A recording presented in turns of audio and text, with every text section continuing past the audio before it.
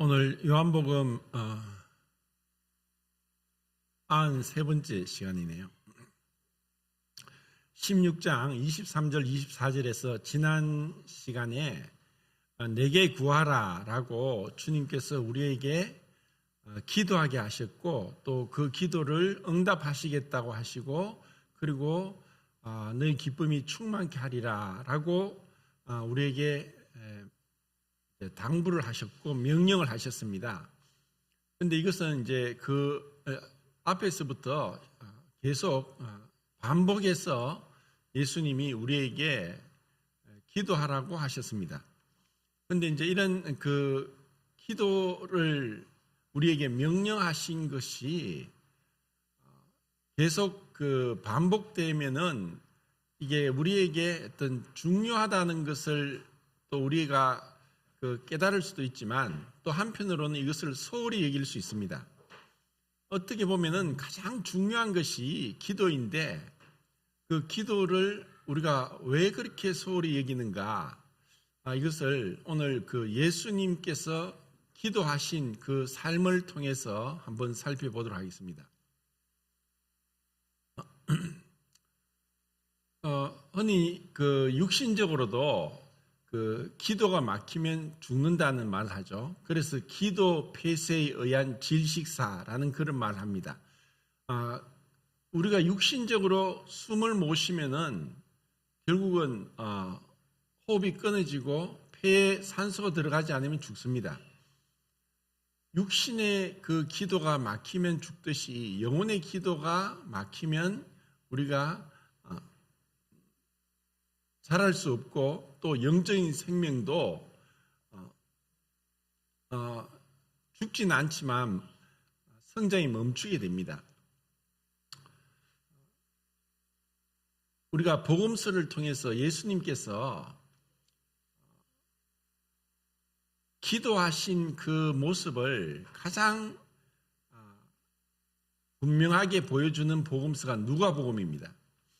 똑같은 그 상황 속에서 마태와 마가나 요한복음에서는 그런 말씀이 언급되지 않았지만, 누가복음에서만 기도하실 때라고 그 구절이 들어가 있다는 것입니다.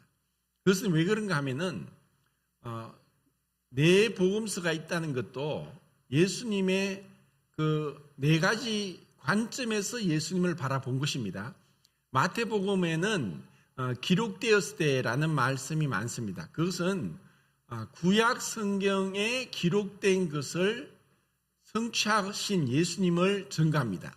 그렇기 때문에 마태복음은 유대인들을 위해 기록된 것이고, 또 처음 시작이 아브라함과 다윗의 자손 예수 그리스도의 세계라 해서 그 유대인의 조상인 아브라함부터 시작해서 또 가장 또 뛰어난 왕이었던 다윗을 들어서 아브라함과 다윗의 자손을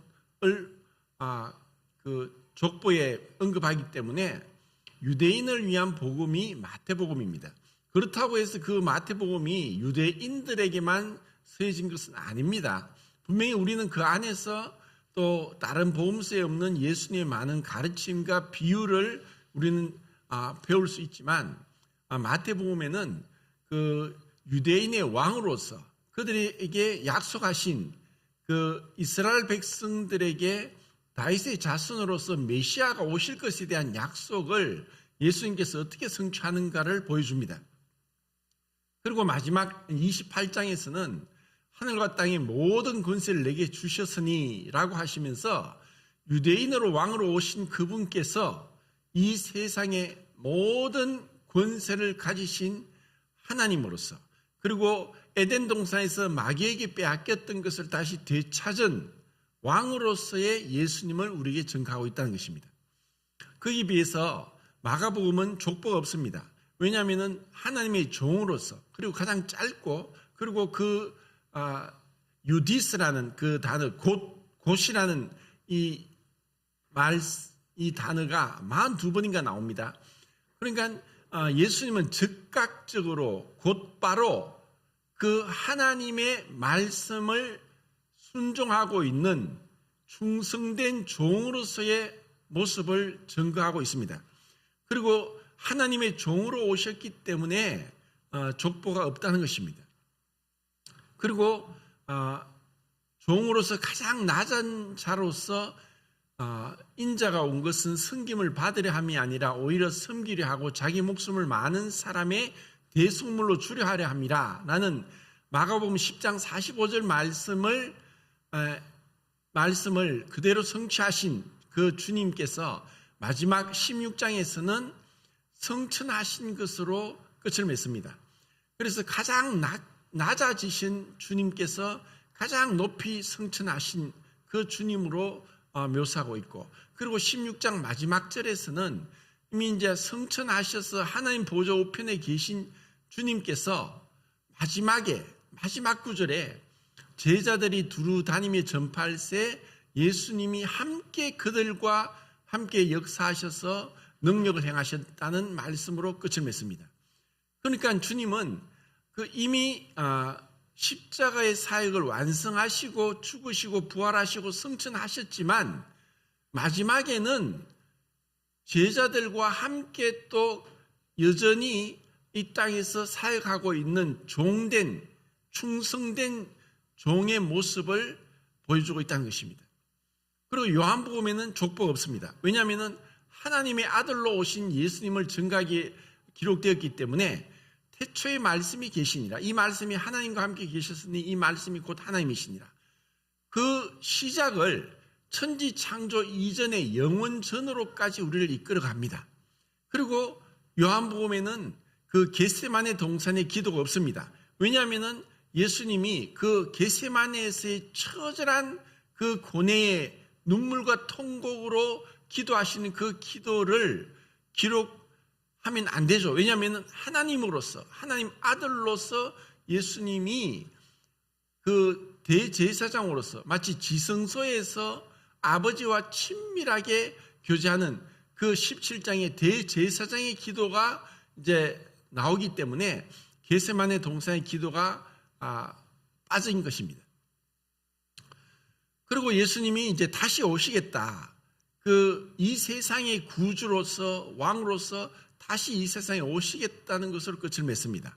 그리고 요한복음에서는 예수님의 36가지 기적을 딱 7가지만 선택을 해서 7가지 기적을 보여줍니다. 그 7가지 기적뿐 아니라 예수님이 나는 생명의 떡이다. 나는 하면서 구약의 여호와 하나님, 나는 스스로 있는 자다 했던 그 여호와 하나님이 육신을 입고 오신 것에 대해서 말씀하고 있습니다. 그리고 이사야서와 또 모세오경에서 내가 그다, 곧 내가 처음부터 너에게 말한 그다라고 했던 그 말씀이 또 요한복음에서는 7번이나 예수님이 나는 내가 그다라고 동일하게 말씀합니다. 그래서 구약 성경에 기록한 그 예수님이 바로 여호와 하나님이 바로 이 땅에 오신 예수님이란 것을 요한복음에서 기록하고 있다는 것입니다. 그렇기 때문에 요한복음 17장에서는 내가 창세전에 아버지와 함께 가졌던 영화로서 그 창세 전부터 아버지와 함께 가졌던 영화 가운데서 아버지와 친밀한 교제를 하는 그런 기도를 하시면서 아버지와 내가 하나인 것처럼 저들도 다 하나가 되길 원합니다 하는 그 놀라운 기도를 하고 계십니다. 이렇게 볼 때 분명히 그 누가복음에서는 그 족보가 아담까지 거슬러 올라가면서 사람의 아들로서 그리고 스스로 자신을 칭하실 때 인자라고 하십니다. 인자, 사람의 아들이다. 그러니까 그 족보가 그 아담에까지 거슬러 올라가면서 예수님의 족보를 기록하고 있고, 그리고 동일한 장면에서 예를 들어서 그 예수님이 세례요한에게 세례를 받으실 때 예수님이 마태복음에서 세례를 받으실 때 그냥 예수님이 세례요한에게 세례를 받으실 때 하늘이 열리고 하늘에서 이는 내 사랑하는 자여 내 기뻐하는 아들이다 라고 하시는 그 그 말씀을 기록했는데 누가복음 3장에서는 예수님이 세례 받으실 때 기도하신다라고 기도하신다는 말씀을 기록합니다.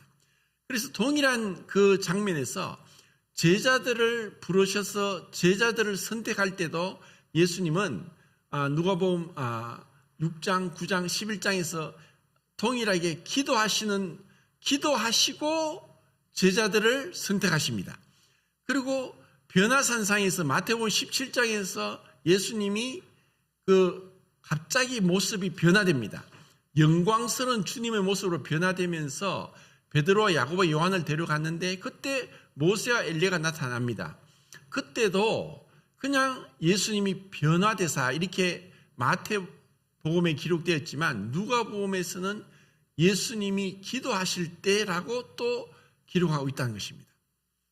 그리고 많은 사람들이 와서 병자들을 고치고 많은 사람들이 추종하고 따랐을 때 예수님은 조용하게 물러가셔서 주님은 또 아버지와 함께 밤이 맞도록 기도하신다라고 또 9장에 기록하고 있습니다.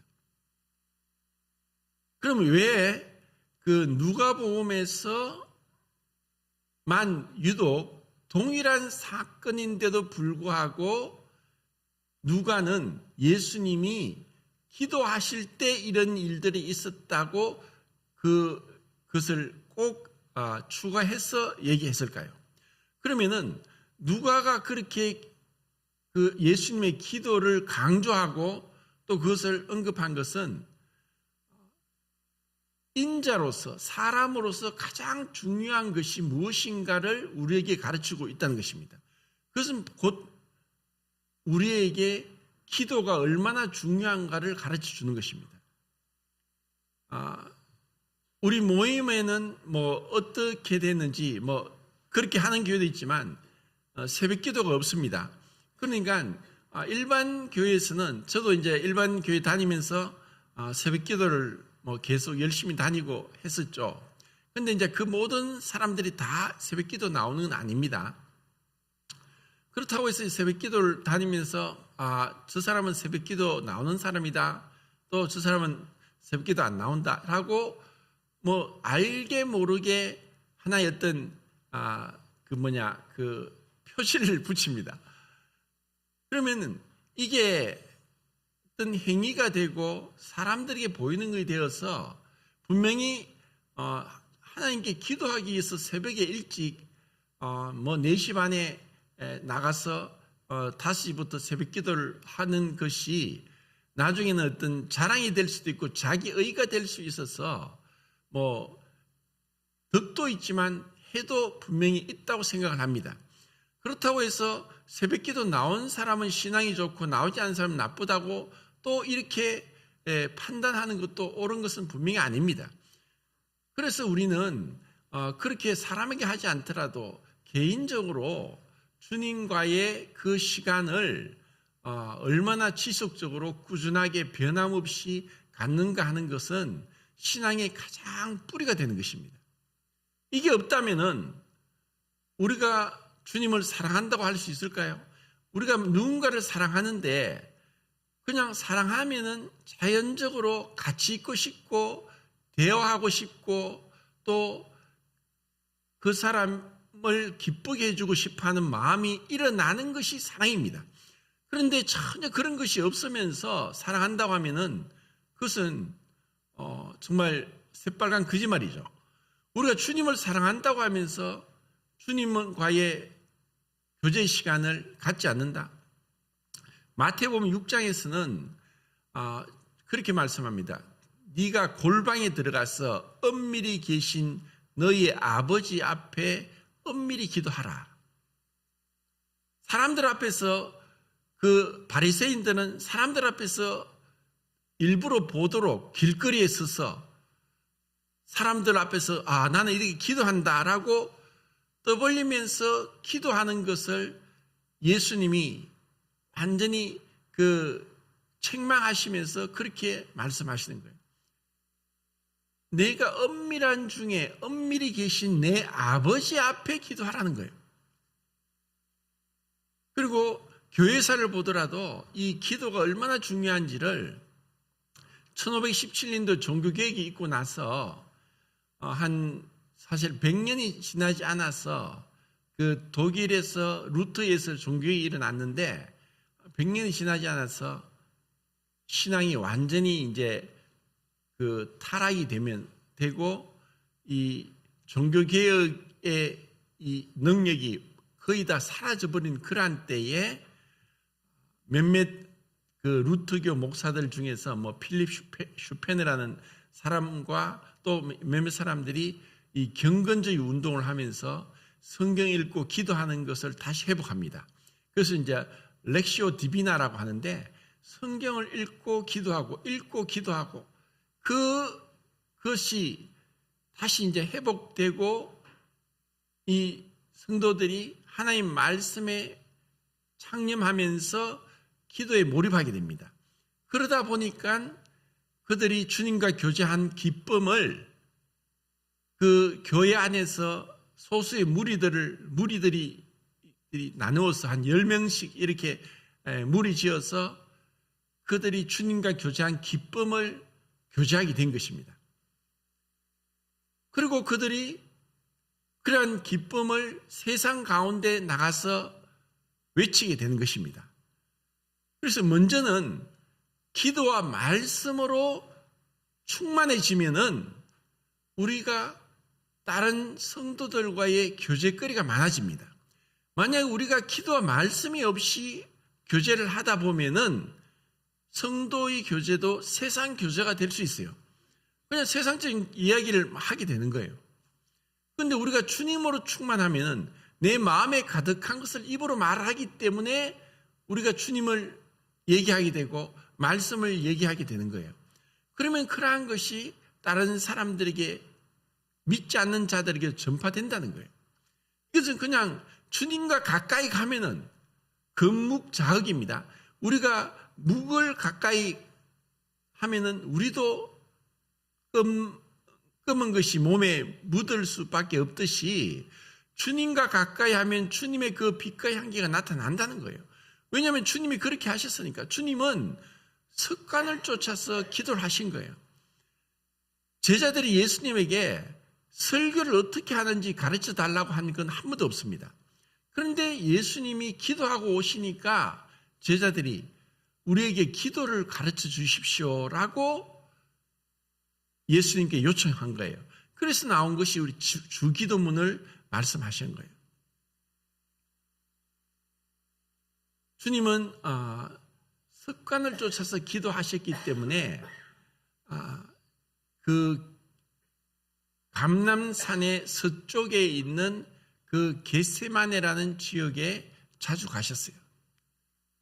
그리고 마지막에 가룟 유다가 배신할 것을 알고 주님께서 너가 바로 그 사람이다라고 가룟 유다에게 얘기했지만 가룟 유다는 양심의 화인을 맞아서 그 만찬에 참여하지 않고 나갔습니다. 그리고 대제사장과 장로들을 데리고 또 칼과 몽치를 들고 예수님을 만나러 어디 갔느냐? 바로 겟세마네 동산으로 간 거예요. 왜냐하면 예수님이 그곳에 습관적으로 자주 가신 것을 알았기 때문에 지금 이 시간에 이곳에 가면 예수님을 만날 수 있다. 그리고 가룟 유다는 그 반역자들, 그 유대인들의 반역자들에게 미리 표를 했습니다. 내가 그곳에 가서 입을 맞추는 자가 곧 예수다라고 그들과 이미 다 입을 맞춘 그런 상태였습니다. 예수님은 그걸 아시고서도 그곳에 간 거예요. 왜냐하면 이제 때가 되었으니까. 예수님은 때가 되셔서 그렇게 가신 거예요. 그리고 요한복음 10장에서도 나의 목숨을 누가 빼앗는다는 것이 아니라 내가 스스로 버리노라 했어요. 왜냐하면 주님의 그 목숨을 누군가가 빼앗을 자가 없어요. 주님이 스스로 그것을 내려놓지 않는 이상 빼앗을 자가 없기 때문에 그래서 스스로 버린다라고 하신 거예요. 그리고 그 붙잡힐 걸 아시고서도 또 습관적으로 그 겟세마네로 가신 거예요. 이제 누가복음 22장을 한번 보겠습니다. 22장 39절부터 46절까지.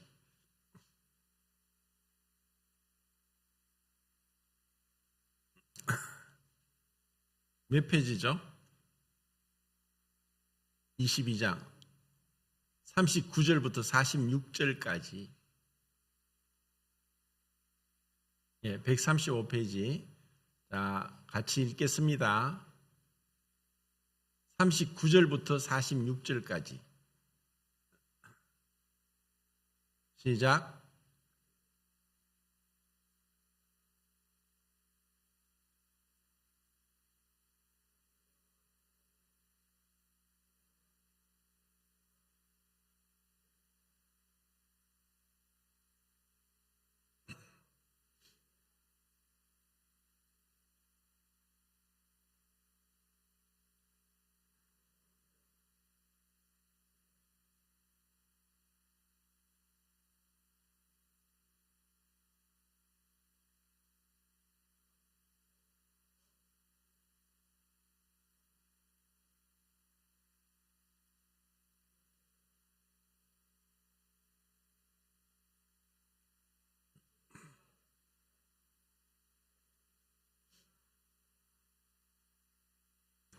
예. 지금 겟세마네 동산에서 그 겟세마네라는 뜻은 이제 그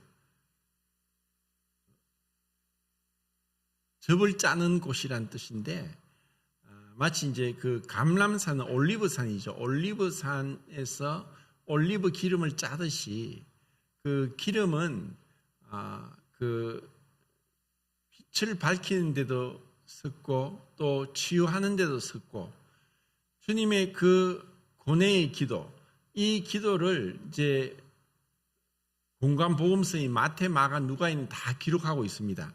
그런데 누가복음에는 조금 생략된 부분이 마태, 마가에서 3번이나 동일한 기도를 하신 것을 생략을 했습니다. 그리고 예수님께서 그 기도를 하실 때 제자들에게 당부를 했습니다. 시험에 들지 않도록 깨어 기도하라고 당부를 했는데, 그런데 그 제자들은 그 기도, 주님의 당부를 지키지 못했고 그들은 졸았습니다. 함께 기도하지 못한 것입니다. 그리고 그들을 8명은 조금 멀리 두고 베드로, 야고보, 요한만 가까이 데려갔다가 또 그들을 두고 주님 혼자서 땅에 무릎을 꿇고 정말 간절하게 그렇게 땀이 핏방울처럼 떨어지는 그런 심한 통곡과 눈물로 기도하셨던 것을 기록하고 있습니다. 주님이 그렇게까지 그 기도하시는 그 고통스러운 그 기도를 하시는데도 제자들은 전혀 이러한 주님의 깊은 고뇌를 알지 못하고 동참하지 못했습니다. 왜 그럴까요? 그 앞에 24절에 보면은 그들끼리 서로 누가 크냐 하는 다툼이 있었다고 했습니다. 그리고 31절부터 34절까지 보면은 베드로가 호언장담합니다. 다른 사람은 다 주를 버릴지라도 나는 죽을지언정 주님을 버리지 않겠습니다 라고 호언장담합니다. 그것은 베드로가 다른 제자들보다 내가 더 뛰어납니다. 나는 결코 주님 버리지 않습니다. 그리고 그 앞에서는 내가 더 크다 하고 자기들끼리 우열을 다투는 그러한 싸움이 있었던 것입니다. 그런 마음으로 그들은 전혀 기도할 준비가 되지 않았던 것을 알 수 있습니다. 우리가 어떻게 보면 기도는 성숙하면 성숙할수록 기도를 하게 됩니다. 그리고 이것은 시간적으로도 그런데 아까 제가 그 독일의 경건주의 운동이 일어났을 때 그 필립 슈페네라는 사람과 또 그 뒤에 또 나온 사람이 우리가 잘 아는 진젠돌프 백작입니다. 그래서 그들이 1700년대에 22년도인데 계속 이사야 말씀을 두고 그들이 기도 릴레이를 했습니다. 그 24시간이 끊어지지 않도록 각각 자기가 몇 시부터 몇 시까지 기도하겠다고 계속 기도를 몇 년 동안 지속을 했었는데 그것을 통해서 이 부흥이 시작되는 것입니다. 그래서 유럽에서 이 부흥이 있었고 그리고 그 부흥을 그 영국에까지 확산이 되는데 요한 웨슬레가 여기서 영향을 받고 이 복음을 전하게 됩니다. 그리고 이것이 또 뉴잉글랜드 1789년도에 그 뉴잉글랜드가 미국이 영국과 전쟁을 해서 독립하기 전까지는 미국이 세워지지 않았으니까 1789년 이전에 1700년대부터 이 조지 히필드가 뉴잉글랜드 건너가서 이제 조나단 에드워즈와 함께 이제 복음을 전하면서 이 부흥이 일어나게 됩니다. 그 모든 배후에는 기도가 있었습니다. 그 기도는 주님 가까이 가면 갈수록 우리는 더욱더 겸손해지고 주님의 빛과 향기를 내게 되고 또 주님의 말씀에 충만하게 되고 그리고 이 말씀을 전파하게 됩니다. 제가 어제 결혼식 때문에 서울에 올라갔다 왔는데 서울역에서 이제 지나가면서 어떤 여자분이 마이크를 잡고 계속 그 복음을 전하는 것을 듣게 되었습니다. 수많은 사람들이 오고 가면서 전혀 그것을 귀 기울여 듣는 사람이 없습니다. 없는데도 전하는 것입니다. 듣든지 듣지 않든지. 어떻게 보면 우리가 단순히 경제 논리로 그 효과도 없는데 그거 왜 하느냐. 차라리 그 전도는 지금은 그렇게 해서는 안 된다라고 비판하고 다른 방법을 제시할 수 있지만 어떻게 보면 그렇게 하면서 본인이 스스로 무장을 하게 되고 또 충만하게 되고 그리고 삶 속에서 복음을 더 잘 전할 수 있을 것입니다. 분명히 이제 우리에게 있어서도 정말 이제 그 앞에 이제 21장에 한번 볼까요? 21장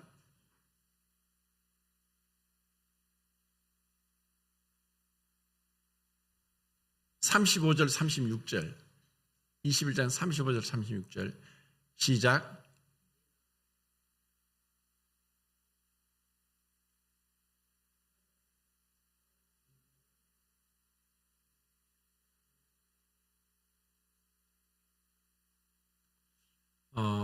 이제 22장에서 주님께서 말씀하시기를 너에게 시험에 넘어지지 않도록 유혹에 넘어지지 않도록 깨어서 기도하라 라고 말씀하십니다.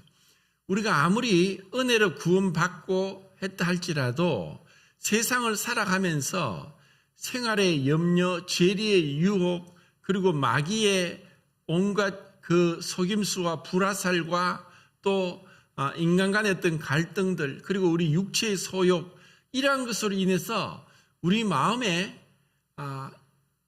항상 은혜가 충만하고 말씀이 충만하지 못하도록 우리는 식어버릴 수 있는 것입니다.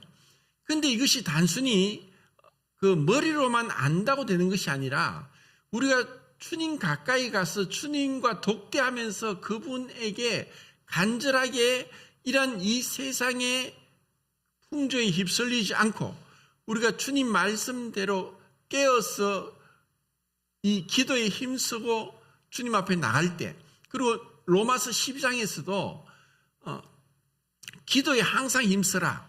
기도에 항상 힘쓰라 그랬고 그리고 지난주 수요일날 우리가 고린도후서 1장을 할 때도 바울이 뭐라고 합니까? 11절에서 내가 많은 사람의 기도로 인해서 이 복음을 전하고 그 기도로 얻은 은사로 인해서 이 사역을 한다고 고백을 합니다.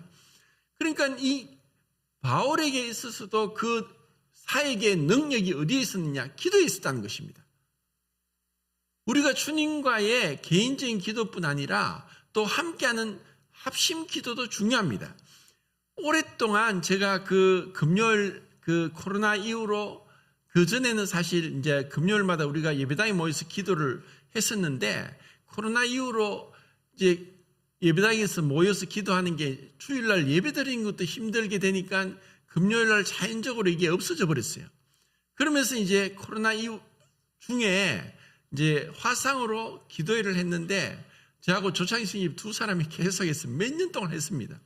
그러다가 요 근래는 이제 금요일날 이제 성도들이 들어오면서 함께 이제 기도하게 되는데, 이제 기도하면서 제가 이제 그런 생각을 했습니다. 제가 이제 기도 월보를 보고 읽질 못하니까 글자가 보이질 않아서 제 마음에 있는 대로 이제 조영점이 기도하고 나면 나머지 제가 빠뜨린 부분을 기도를 합니다. 그러면 기도를 하고 나면은 꼭 아무래도 기억에 의지하다 보니까 몇몇 성도가 빠뜨려진 거예요. 그렇지, 내가 그것도 빠뜨렸지 해서 그걸 또 다시 기억하고 또 이제 나중에 기도하면서 또 그 다음에는 빠뜨리지 않으려고 이렇게 이제 계속 기도하면서 시간을 보내는데, 요 근래에 들어와서 이제 갑자기 이제 성도들이 들어와서 다른 성도들도 이제 기도가 하다 보니까 이게 흐름이 깨져 버리니까 제가 마지막에 기도하면서 빠뜨린 성도들 기도하다 보니까 또 빠뜨려지는 거예요. 그래서 이게 참 습관이 참 중요하구나. 예수님은 22장에서 습관을 쫓아 감람산에 가셨어요. 그 습관을 따라서 우리가 이 평상시에 계속 주님과의 교제를 얼마나 충실하게 하느냐에 따라서 세상에서 여러 가지 유혹이 올 때 이길 힘이 있고 면역력이 생기는 거예요. 우리가 평상시에 건강을 관리를 하지 않으면은 조금만 어려워져도 이 몸이 금방 표가 납니다. 그래서 건강한 사람은 그냥 감기에도 걸리지 않고 지나가지만 몸이 허약하고 건강관리를 제대로 하지 않으면은 또 언젠가 사소한 것으로도 내가 이게 몸살이 나고 감기에 걸리고 또 여러 가지 또 병치를 하게 되는 거예요. 이것은 우리의 영적인 것도 동일한 것입니다. 우리가 이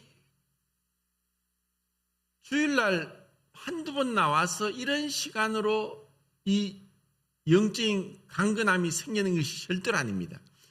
뿌리 깊은 나무가 그 바람에 흔들리지 않고 여호와의 율법을 주야로 묵상하는 자가 시절을 따라서 열매를 맺는다. 이게 바로 시편의 1편에 있는 말씀이죠. 이제 우리는 예수님께서 지금 습관을 쫓아서 너희가 시험에 걸려 넘어지지 않도록 깨어서 기도하라 라고 하는 그 말씀, 그리고 언젠가 인자 앞에 서기까지, 언젠가 우리는 인자 앞에 서게 될 것입니다. 그리고 그럴 때까지 우리가 기도를 해야 되는 거예요. 그리고 그 기도는 하면서 기도의 폭이 넓어지게 됩니다. 내 자신만을 위한 그런 기도뿐 아니라 다른 성도를 위한 중보 기도도 얼마나 중요한지 모릅니다. 그리고 그러한 기도를 통해서 우리가 사랑의 넓이를, 깊이를 배우게 되는 것입니다. 기도하지 않고서 저절로 사랑하는 마음이 있을 수 없습니다. 만약에 이런 것이 없으면 우리는 육신의 소욕에 져서 성령이 말할 수 없는 탄식으로 울리 기도하는 것을 놓쳐버릴 수 있다는 것입니다. 얼마나 우리가 성령의 소욕을 따라가기 위해서 육체를 소욕을 거스리느냐. 그러기 위해서 우리는 어떻게 보면은 우리가 사람인지라 육신을 갖고 있는 이상 같이 생활하면서 알게 모르게 마음에 불편할 수도 있고 감정이 상할 수도 있고 오해가 생길 수도 있고 말다툼이 생길 수도 있어요. 그러면 그럴 때마다 우리는 마음으로부터 미워하는 것이 살인죄라고 했으니까 마음으로 정말 그러한 것들을 주님 앞에 회개하고 내려놓고 또 다시 그들을 주님 앞으로 인도하면서 기도를 해야 되는 거예요. 너희를 저주한 자를 축복해라. 너희를 모욕하는 자를 위해서 기도해라. 그런데 모욕하지도 않고 그냥 말다툼했다고 해서 기도하지 않는다면 그게 어떻게 사랑이라 할 수 있겠어요?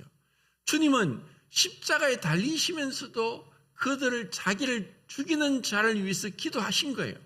그것이 바로 주님의 마음이고, 우리가 기도한다는 것은 그 주님의 마음을 갖는 것이고 마음을 배우는 것이고 주님의 눈으로, 주님의 마음으로 세상을 대하는 것이기 때문에 우리가 그 기도를 하면 할수록 여러 성도를 위해서 기도하게 돼 있어요.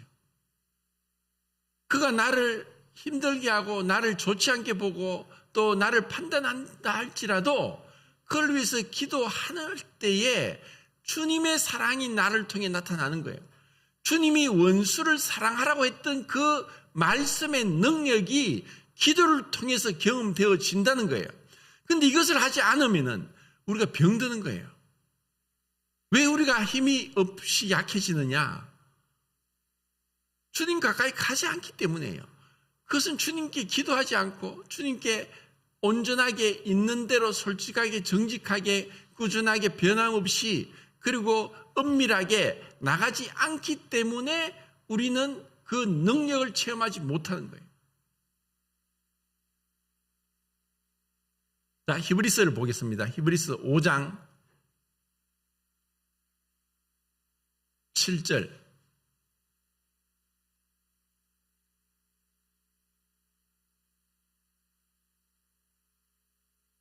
시작.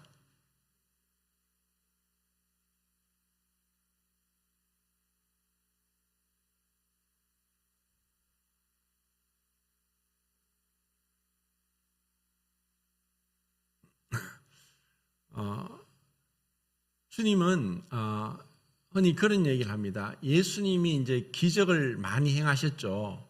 한 36가지로 구분할 수 있는데 어떻게 해서 예수님이 기적을 행하셨느냐? 그것은 예수님이 하나님이기 때문에 기적을 행하셨다라고 하면은 올바른 대답이 아닙니다. 왜 그런가 하면은 그러면은 예수님은 하나님이시고 사람이시다. 그리고 신인이시다. 하나님과 사람의 본성, 두 본성을 가지고 계시되 그 본성이 혼합되지 않고 연합되고 분리되지 않고 구분되고 독립적이지만 분리되지 않는 그 신비한 신성의 충만함이 육체로 거하시는 그 성육신 하신 그 주님께서 하나님이시기 때문에 신성을 가지고 신성의 능력을 그대로 가지고 계시고 잃어버리지 않고 그러면서 육체를 동일한 우리와 똑같은 육체를 가지고 계시기 때문에 기적을 행했다는 것은 올바른 대답이 아니라는 거예요. 왜냐하면은 그러면은 그 구약 시대에 모세도 엘리야, 엘리사도 기적을 행했지 않습니까? 그러면 그들이 왜 기적을 행했습니까? 그들이 신성을 가지고 있기 때문에 행한 것이 아니라 하나님의 능력을 힘입어서 한 거예요. 예수님께서 기적을 행하신 것은 신성으로서 그분을 원하는 대로 마음대로 한 것이 아니라 인성을 가지고 계시면서 철저하게 성령을 의지하고 성령께 의탁하면서 성령의 능력으로 기적을 행했다고 하는 것이 올바른 대답이 되는 거예요. 그러니까 주님의 그 능력의 비결은 만약에 신성으로 그렇게 했다면은 때로는 신성으로 힘든 걸 그냥 쉽게 이겨버리고 때로는 인성으로서 어려울 때 신성으로 그것을 다 극복해 버린다면은 성육신의 의미가 없는 거예요. 정말 그분이 여기서 그 기도의 겟세마네스의 그 기도는 심한 통곡과 눈물로 간구와 소원을 하나님 앞에 인간으로서 죄 없는 우리가 동일하되 그분은 죄가 없어요. 동일하게 죄가 없는 그분이 인간으로서 하나님께 통곡과 눈물로 간구와 소원을 올렸고 경외하심을 인하여 들으심을 받은 그 본을 우리에게 끼쳐주기 위해서 그렇게 하신 거예요. 그래서 그 주님의 생애에 있어서 누가복음에는 주님의 기도를 계속 강조하고 있다는 거예요. 그리고 이 7장을 보겠습니다. 7장. 히브리서 7장 23절부터 28절까지 읽겠습니다. 23절부터 28절까지 시작.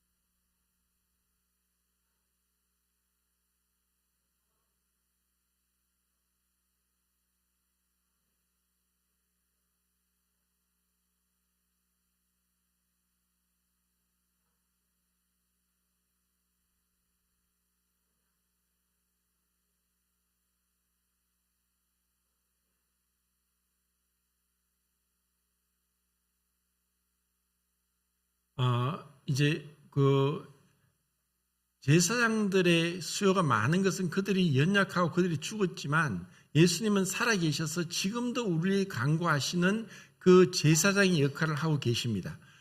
주님은 지금 이제 모든 사역을 마치셨지만 하나님 보좌 우편에서 우리를 위해서 기도하고 계시는 그 주님을 우리가 생각할 때, 그리고 그분에게 우리가 어떻게 나아가느냐, 그분이 우리의 기도를 들으실 뿐 아니라 또 우리를 위해서 간구하시는 그 사역을 지금도 하고 계신다는 겁니다. 그리고 구약시대 때 대제사장은 지성소에 1년에 한 번 7월 10일 날 3번 들어갔습니다. 첫 번째 향을 가지고 그 연기가 가득 채워서 죽지 않게 되는 거예요. 왜냐하면 죄가 있으면 안 되니까. 그리고 두 번째는 수송아지 피로 먼저 자기 죄를 속죄하고 나서 세 번째 그 제비 뽑아 그 여호와를 위한 염소의 피를 가지고 백성의 죄를 속죄해서 3번 들어가서 죄를 속죄했어요. 그런데 예수님은 단번에, 왜냐하면 예수님은 하나님이시니까, 그리고 그분은 죄가 없으니까 첫 번째, 두 번째 들어가는 것이 없이 단번에 한 번에 그분은 우리의 죄를 용서하신 거예요. 그리고 지금도 그분은 우리의 간구하시는 거예요.